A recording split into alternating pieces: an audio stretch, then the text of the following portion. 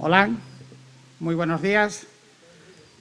Buenos días. Es una alegría poder estar aquí, ¿verdad? Poder estar y poder vernos en este lugar.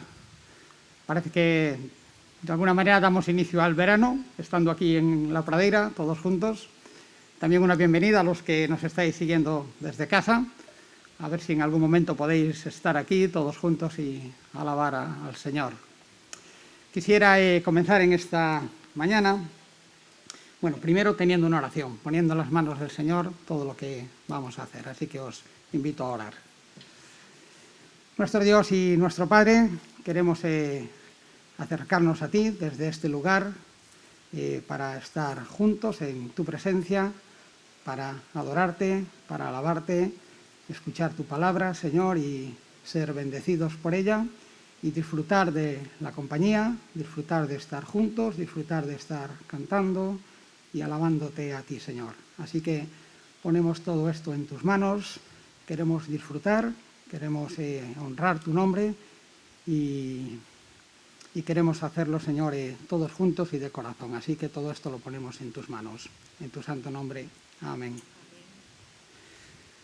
Os voy a leer un salmo, es el Salmo 97, antes de cantar una canción.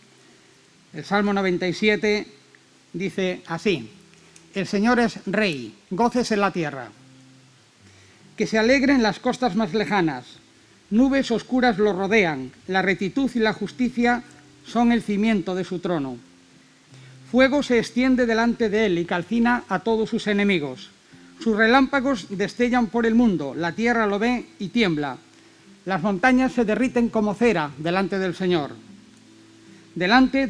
de toda la tierra. Los cielos proclaman su justicia, toda la nación ve su gloria. Los que rinden culto a los ídolos quedan deshonrados, todos los que se jactan de sus inútiles dioses, pues todos los dioses tienen que inclinarse ante él. Jehová oyó y se alegró, y todas las ciudades de Judá están felices a causa de tu justicia, oh Señor. Pues tú, oh Señor, eres supremo en toda la tierra, exaltado muy por encima de todos los dioses. Vosotros, los que amáis al Señor, odien el mal. Él protege la vida de sus santos, los rescata del poder de los perversos. La luz brilla sobre los justos y la alegría sobre los de corazón recto. Que todos los justos se alegren en el Señor y alaben su santo nombre. Amén. Os invito a cantar una primera canción que es Ante el trono. Los que tenéis el cancionero es el 40. Ante el trono celestial, Él intercede hoy por mí. Gran sacerdote es Jesús, quien por siempre vivirá. Nos ponemos en pie y cantamos esta canción número 40 del cancionero.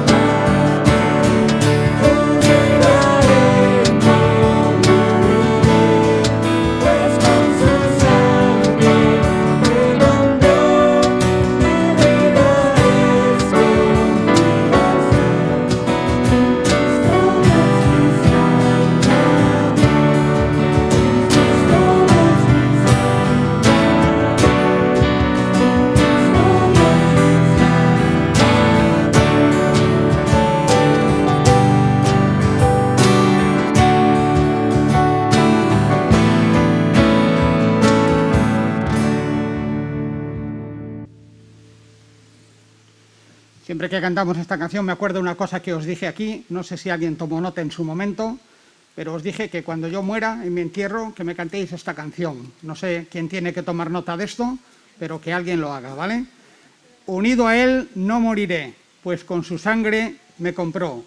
Mi vida escondida está en Cristo Dios, mi Salvador. Amén. Le vamos a dar paso a Dani.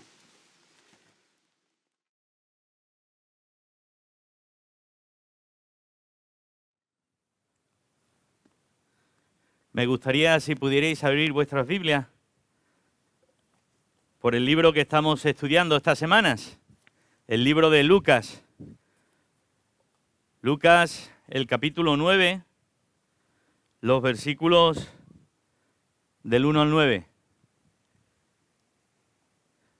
Y estaba pensando en lo que Juan acababa de decir, ¿no? Y pensando en estas últimas frases de este coro. Unido a Él no moriré, pues con su sangre me compró.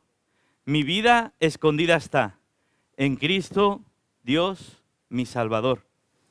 Hoy vamos a hablar sobre un mensaje.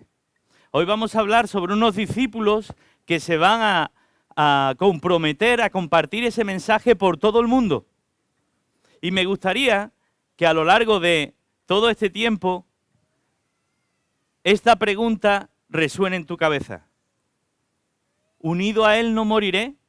Pues con su sangre me compró. ¿Mi vida está escondida en Cristo Dios mi Salvador?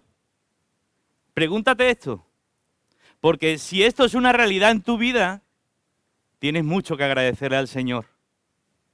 Y sabes de lo que el Señor te está ofreciendo. Y sabes el valor que eso tiene para ti.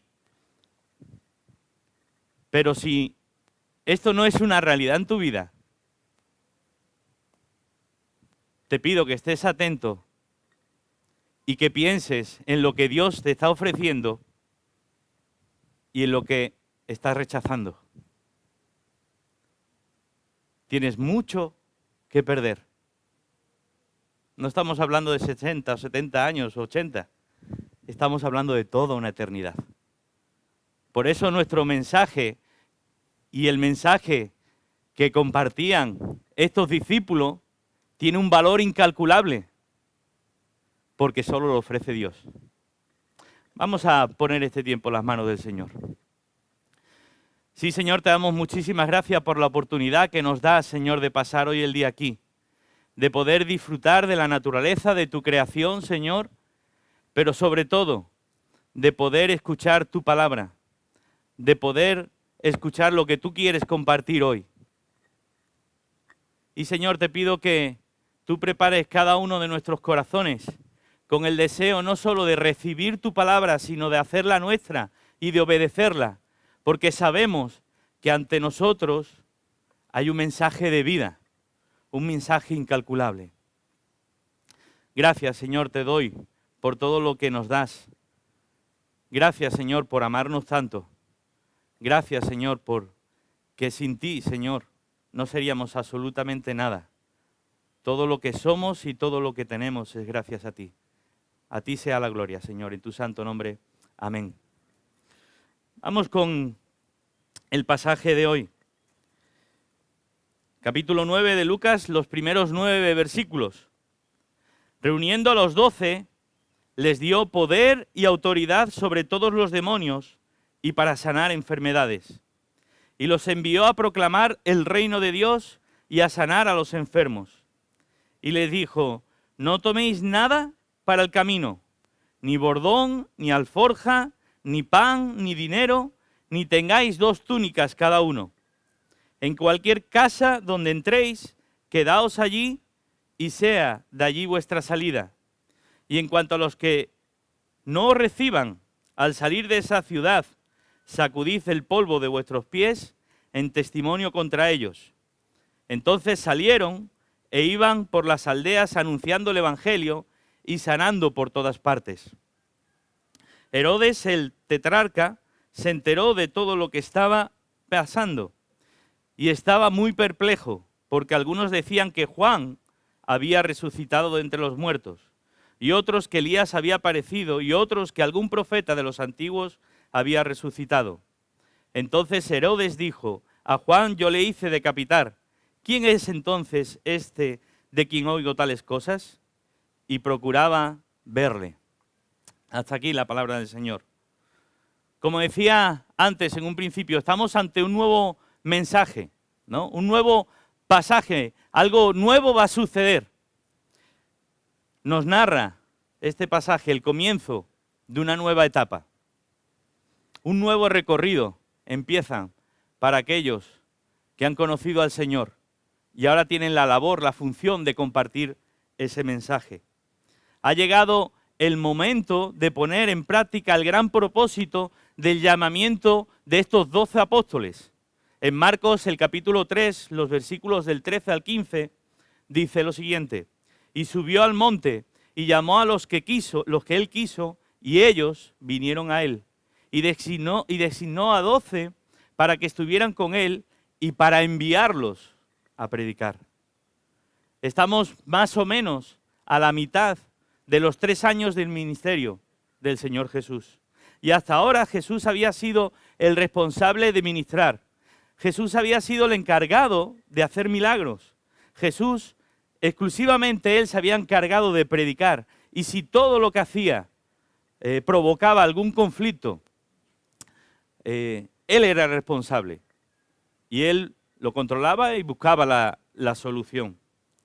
Han estado al lado de Jesús los discípulos el tiempo necesario para aprender y para prepararse. Y ahora comienza, como os decía antes, una nueva etapa.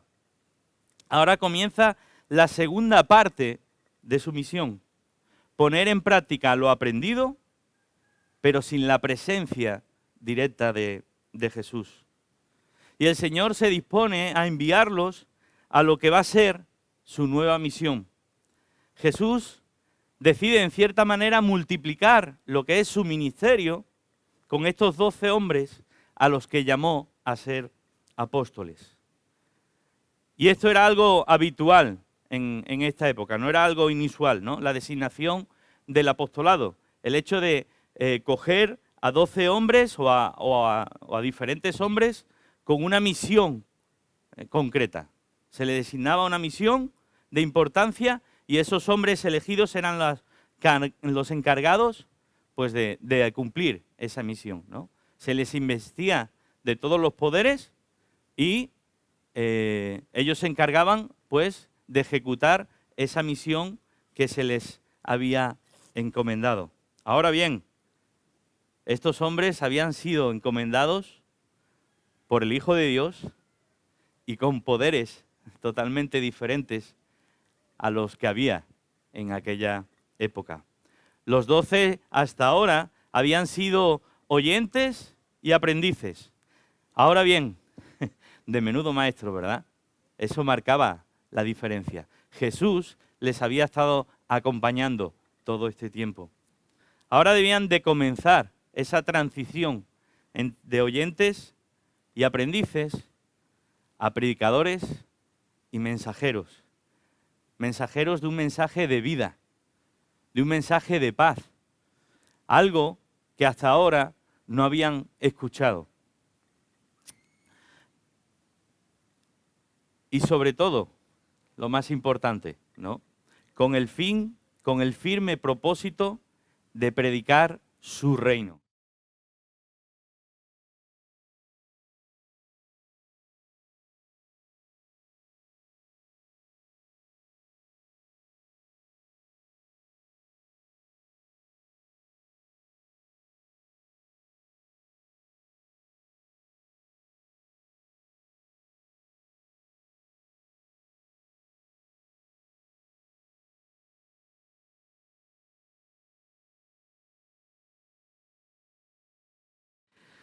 Encontramos el primer punto, ¿no? Comenzando el trabajo. Y estos discípulos, en este primer punto, dan 3 pasos. En primer lugar, el Señor les reúne. En segundo lugar, el Señor les da poder y autoridad. Y en tercer lugar, Él los envía con un mensaje particular. Los dos primeros versículos nos hablan de esto. Reuniendo a los 12. ¿Por qué 12 y no otro número? ¿Por qué no más? Vemos cómo en el capítulo 10 el Señor envía a 60 hombres a predicar el Evangelio. Y no es por adelantar pasajes, sencillamente aquellos no eran apóstoles y su misión era algo concreto, algo temporal y puntual. La razón por la que elegía a 12 hombres, ¿no?, como sus discípulos, y no otra cantidad, es porque simbolizaban las 12 tribus de Israel. La apostasía y la ruina espiritual de la inmensa mayoría de los dirigentes religiosos judíos y sus seguidores era algo evidente. Así que Jesús eligió a 12 discípulos, a 12 hombres, sin tener en cuenta el sistema religioso. 12 hombres comunes y corrientes como líderes del verdadero Israel de Dios. Los 12 discípulos representaban a un nuevo pueblo redimido, un remanente realmente creyente, sincero, obediente. Nada que ver con esa Israel y con ese liderazgo espiritual tan estropeado, tan podrido que tenían en esos momentos. Y es que el maestro nos da puntada sin hilo, ¿no? Y nos muestra la primera lección. Y es que cada uno de nuestros actos tiene sus consecuencias. Cada cosa que hacemos tiene su consecuencia. No podemos tomar la misma actitud de Israel, de querer aparentar y no ser absolutamente nada. De ser conocedores de lo que le agradaba a Dios y desobedecerlo. No podemos tomar esa actitud a imitar, persistiendo en dejar a Dios de lado y cumpliendo leyes que exclusivamente agradaban a hombres, nada más, y se habían olvidado del Dios verdadero, del Dios de Israel. Qué increíble, ¿verdad? Qué paradoja, qué contradicción. El Dios de Israel, e Israel se olvida de vivir con ese Dios. Ante los ojos de Dios, Israel era un pueblo que lo negaba y vivía como le daba absolutamente la gana. Las consecuencias, en Lucas 22, los versículos del 29 al 30, lo habla bien claro. Y ya veis la relación, vais a ver perfectamente la relación de estos 12 apóstoles con las 12 tribus de Israel. Y así como mi Padre me ha otorgado un reino, yo os otorgo que comáis y bebáis en mi mesa en mi reino, y os sentaréis en trono juzgando a las 12 tribus de Israel. Y en Apocalipsis 21, 14 dice, el muro de la ciudad tenía 12 cimientos, y en ellos estaban los 12 nombres de los 12 apóstoles del Cordero. Es fuerte, pero al final es la constante del ofrecimiento de Cristo al mundo a través de la historia. Unos lo aceptan y otros lo rechazan. Unos comerán y beberán en su mesa, en su reino, y otros no. Y otros no. Segundo paso que dan estos apóstoles y que le indica el Señor. Él les da poder y autoridad. Jesús les delegaba su propia autoridad y el derecho para actuar en su nombre, para ser embajadores, para ser heraldos que proclamen su mensaje. Sin esa autoridad no podrían ser eficaces ante el diablo. Y aparece una palabra que no nos gusta, ¿no? Que parece que es del pasado y que nos molesta. El diablo. Pero igual que hay un Dios, hay un diablo. Igual que hay un cielo, hay un infierno. Y hablábamos, ¿no?, de dónde comeríamos un día en su reino, en su mesa. Y otros no. Ya sabremos con quién están, con quién estarán. Si el mensaje que predicaba debía ser validado, si este mensaje debía ser creído, los apóstoles debían de dar fe del origen divino. Y el poder divino de los apóstoles, que los apóstoles manifestaron, demostró que estaban predicando que estaban compartiendo un mensaje, la verdad divina. Jesús les dejó claro, como él mismo hacía con los recursos que recibía de su Padre, que no podrían pretender hacer la obra de Dios y luchar contra el diablo sin sus recursos. La lucha espiritual se confronta con recursos espirituales y no humanos. Podemos tener muchas capacidades, podemos tener muchas ganas, pero si no es Dios el que ofrece, si no es Dios el que nos da, estamos derrotados antes de empezar la batalla. Nuestras capacidades son útiles, nuestras capacidades son necesarias, pero insuficientes ante la batalla espiritual. ¿Por qué se nos da esa coraza, esa armadura que Dios nos pone delante? En Efesios 6, los versículos del 10 al 20. La armadura que Dios nos ofrece es por algo. Y debemos tenerlo muy claro, porque afecta a nuestra alma. Hay una guerra espiritual, hay una batalla constante en la que tenemos que salir victoriosos. En tercer lugar, el tercer paso que estos apóstoles dan tras las indicaciones del Señor, Él los envía. No los envía a una tarea fácil. La misión de los 12 tenía un solo propósito, que es el que llevamos insistiendo en él desde que empezamos a hablar: predicar el reino de Dios. Como heraldos de Jesucristo debían de hacer un anuncio formal, fidedigno y público de la mayor verdad, de la más importante. Dios se ha hecho disponible a cada uno de nosotros. Dios se ha acercado a nosotros en la persona de Jesús. Un mensaje que exige una respuesta. No puede haber salvación si no hay arrepentimiento genuino. Muchos años han pasado desde que estos 12 discípulos iniciaron su camino y compartieron este mensaje. Los tiempos han cambiado mucho desde aquella primera misión, pero la condición del hombre no ha pasado. La condición del hombre sigue siendo la misma: pecador. Pecador que necesita a su Creador, que necesita a su Dios para reconducir esa situación. Por eso la encomienda sigue siendo la misma para cada uno de nosotros. Proclamar el mensaje del reino que nos ha sido dado. Hacerlo con fidelidad a la palabra y lealtad al Señor, quien nos ha llamado de las tinieblas de este mundo a su luz admirable. Segunda de Corintios 5:20 lo recalca: por tanto somos embajadores de Cristo, como si Dios rogara por medio de nosotros. En nombre de Cristo rogamos, reconciliaos con Dios. Volveos a vuestro Creador. Tener una relación con Él.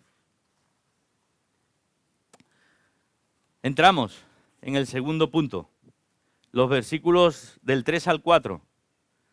Los apóstoles han escuchado, se les ha mandado y ahora comienzan este segundo punto, una aventura de fe, los versículos del 3 al 4.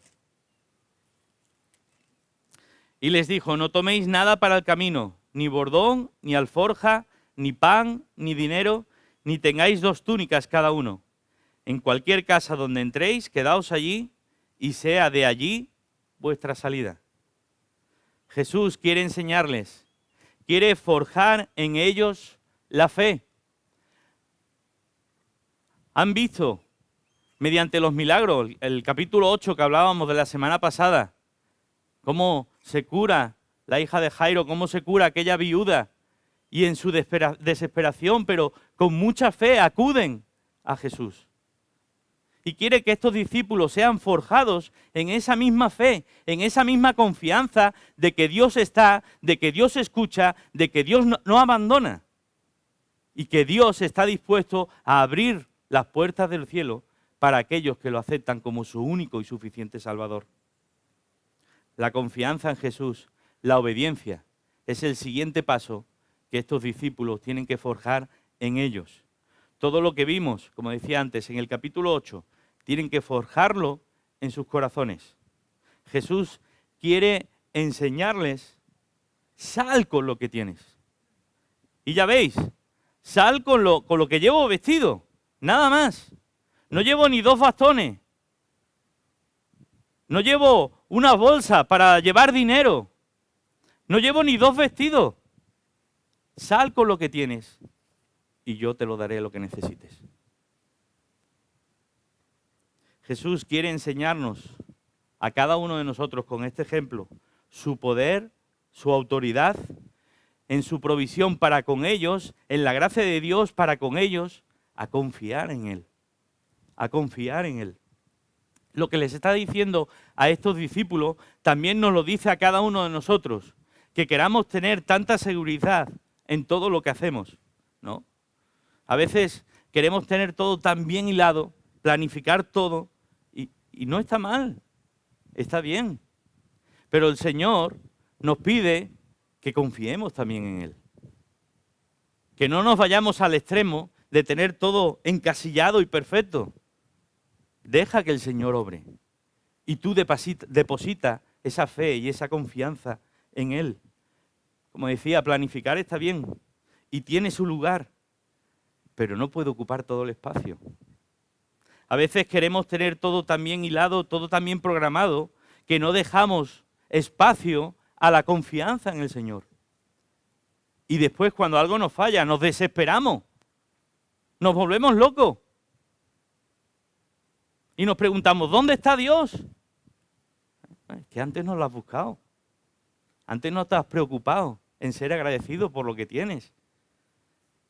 En aquella cosa que te preocupa y ponerla delante suya. En aquella enfermedad que aparece. El Señor nos pide que lo busquemos constantemente. No vayamos a los extremos y cuando las situaciones están bien, soy yo, qué bien estoy. Sabéis que eso se va de un plumazo. Activemos nuestra confianza, nuestra fe en el Señor, porque al fin y al cabo es lo que nos queda. Es lo que nos queda. Continuamos. Jesús no quería confusiones. ¿Sabéis? Salen 12 hombres que hacen milagros con un poder inmenso que antes no se ha visto, que son capaces de echar fuera demonios y sanar a gente con problemas con los que lleva toda la vida. Curar a cojos, curar a ciegos. ¿Esto qué es? ¿No? Eso podía hacer que estos discípulos se creyeran lo que no eran, ¿no? Que eran ellos los capaces. Podían caer en el error de abusar de ese poder para un beneficio propio. Y muchas personas interesadas serían capaces de pagar cualquier precio ante lo que ellos están ofreciendo. Así que los apóstoles estaban, en cierta manera, en un periodo de adiestramiento que les iba a ayudar en la confianza total de la provisión del Señor para las necesidades de ellos. No os preocupéis por nada, les está diciendo. No os llevéis nada más de lo preciso.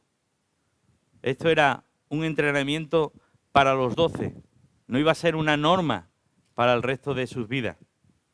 En Lucas 22:35, el Señor les dice, y les dijo, cuando os envié sin bolsa, ni alforja, ni sandalias, ¿acaso os faltó algo? Y ellos contestaron, no, nada. Salieron solo con lo vestido y se dedicaron a forzar su confianza en Jesús y no les faltó de nada. Mostraron contentamiento, como se nos dice en Filipenses 4:13. Todo lo puedo en Cristo que me fortalece. El apóstol Pablo había aprendido a estar en la cárcel como a estar libre, a recibir de latigazos como a poder sentarse en una mesa y comer, como otros días no. Pero Dios le daba lo que necesitaba. El problema es que muchas veces nosotros no somos así de conformistas o no nos contentamos solo con eso. y queremos más.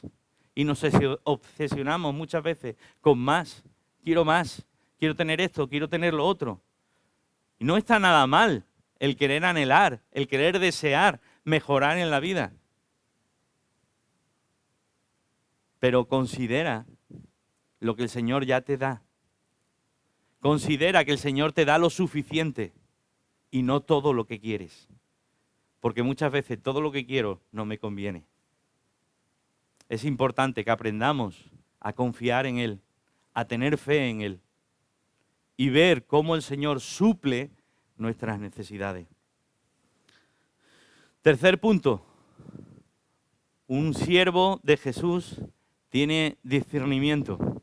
Tiene la capacidad de saber decir que no o de apartarse en situaciones que no le convienen, ¿no? Versículos del 5 al 9. Y en cuanto a los que no os reciban, al salir de esa ciudad, sacudid el polvo de vuestros pies, en testimonio contra ellos. Entonces salieron e iban por las aldeas anunciando el evangelio y sanando por todas partes. Herodes el tetrarca se enteró de todo lo que estaba pasando y estaba muy perplejo, porque algunos decían que Juan había resucitado de entre los muertos, y otros que Elías había aparecido, y otros que algún profeta de los antiguos había resucitado. Entonces Herodes dijo a Juan: yo lo hice decapitar. ¿Quién es entonces este de quien oigo tales cosas? Y procuraba verle. Sacudirse los pies era algo habitual en aquella época, sobre todo era una costumbre judía. Cuando un judío iba a un territorio gentil, al regresar a su tierra, al lugar, sacudía los pies, como diciendo: no tengo nada que ver contigo, ni con esto, y yo sigo con lo mío y con los míos, ¿no? Y era una manera, ¿no?, de un poco despreciar a los gentiles y de quedarse solo con lo suyo. Palabra en Mateo 7:6, el Señor tiene palabras muy duras hacia ellos. Y es que lo santo, lo que Dios nos ofrece, no está llamado al desprecio, no está llamado al abandono, no está llamado a darle la espalda, sino todo lo contrario. Fijaos qué palabras duras el Señor dice en Mateo 7:6. No deis lo santo a los perros, ni echéis vuestras perlas delante de los cerdos, no sea que las hallen con sus patas y volviendo las despedacen. No deis lo santo a los perros, ni echéis vuestras perlas delante de los cerdos, no sea que las hollen con sus patas y volviéndose las despedacen. Vaya palabras duras. Vaya palabras duras. Pero es que el Señor estaba cansado de ofrecer y de ser rechazado. El Señor estaba a punto de acabar su ministerio y de ser clavado en una cruz por amor de todos aquellos hombres. Y alguno iba a despreciar el mayor de los sacrificios que nadie ha hecho en esta tierra. Sencillamente, el Señor les está diciendo a los discípulos: alejaos de aquellos cuyo corazón duro os han rechazado. No perdáis más tiempo y aprovechar las ocasiones, las oportunidades para compartir el Evangelio a otros, para compartir ese mensaje de vida a aquellos que realmente lo quieren.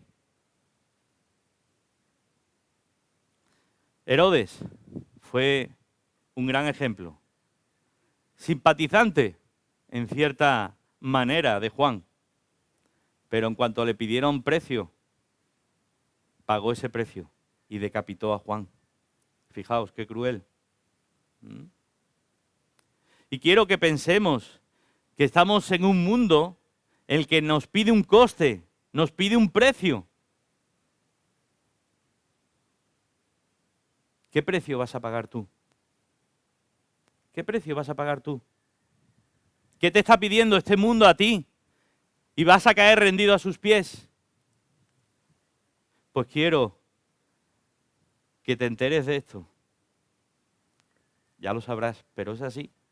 Pero es algo que tenemos que hacer nuestro, sellarlo en nuestro corazón. El Señor ha pagado el precio que no merecíamos. El Señor ha sido capaz de plantarle la cara a este mundo y pagar el precio y vencerlo. Y es lo que el Señor te está ofreciendo.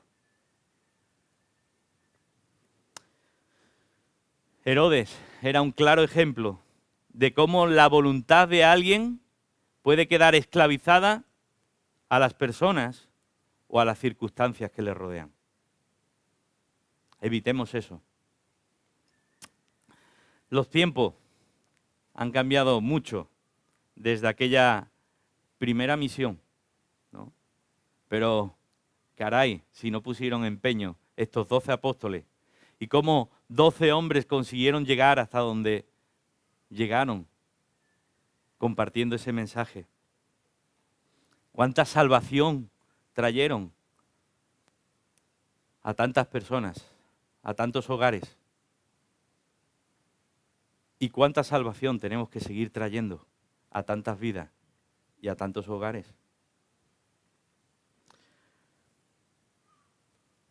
La encomienda sigue siendo la misma para ti y para mí. Hay varios principios que en este pasaje cada uno de nosotros tenemos que aplicar. Cada uno de los que nos llamamos sus hijos tenemos que compartir. Proclamar el mensaje del reino que nos ha sido dado. Hacerlo con fidelidad a la palabra y lealtad al Señor, como decía antes. Los seguidores de Jesús, no sé cómo describirnos, pero somos herramientas a veces estropeadas, herramientas un poco oxidadas, herramientas que necesitan su tiempo de afilar, su tiempo de arreglar, para volver a funcionar correctamente. Somos herramientas defectuosas, pero en sus manos y con su autoridad y en su nombre podemos hacer grandes cosas para su gloria y para su honra. Para eso estamos llamados, cada uno de nosotros. Para cada serrucho sin dientes, cada herramienta estropeada, en las manos del Señor adquiere su utilidad y como nunca antes han funcionado. Tenemos que ser herramientas dispuestas en las manos del Señor. Independientemente de dónde vivamos, en qué fecha, si has aceptado a Jesús como tu Salvador, tienes una obligación. Tienes un mensaje de vida que compartir. Tienes un mensaje de sanidad que compartir. Tú y yo hemos sido llamados de alguna manera al avance de su reino. Y parece que eso queda para los pastores, para las personas que son realmente tocadas, que tienen una facilidad de palabra, que conectan. No. Tú eres una herramienta que Dios está utilizando en sus manos. Y tienes una disposición, tienes un servicio que hacer, que cumplir. Y es el de alcanzar a otros, el de dar vida.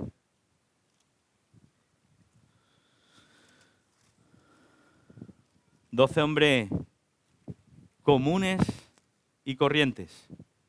Ninguno de ellos era autosuficiente. Ninguno de ellos tenía todos los dones, todas las capacidades.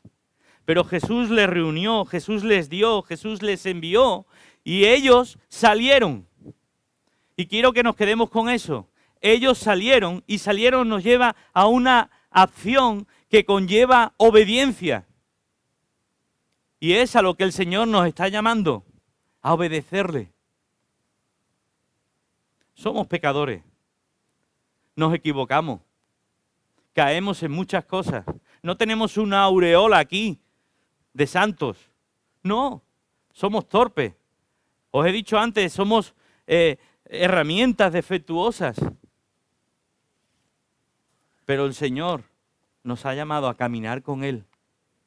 Y cuando lleguemos a su presencia, cuando nos podamos sentar en esa mesa a comer con Él, ahí sí seremos perfectos.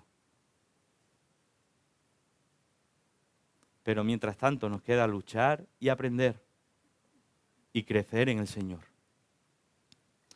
Dios no tiene un plan B para llevar el Evangelio a otros lugares. Dios no tiene un plan B para llevar el Evangelio hasta los últimos confines de la tierra. Él envió a 12 y Él te envía de una manera especial a ti y a mí. No quizás de la misma manera que a ellos, pero el Señor te está llamando y el Señor te está enviando. Él que eligió para llevar, para compartir este mensaje. Vasos de barro. No eligió vasos de oro o de la mejor plata. Eligió vasos de barro donde llevar el mensaje más precioso. Cada uno de nosotros somos ese vaso de barro. Dios nos ha dado, Dios nos ha enseñado, Dios nos ha llamado y Dios te está diciendo sal. Sal. Yo estoy dispuesto. Yo voy a ayudarte. Pero tú confía, pon de tu parte, busca, comparte, obedece. La única buena noticia para este mundo es el mensaje del Evangelio. La única buena noticia para este mundo es el mensaje del Evangelio. Hay salvación en Cristo para todo aquel que cree. Y este es el mensaje que los discípulos compartieron hace más de 2000 años. Y es el mensaje que cada uno de nosotros tiene que seguir realizando, que tiene que seguir compartiendo. Porque es un mensaje de vida, es un mensaje de esperanza. Que el Señor nos bendiga.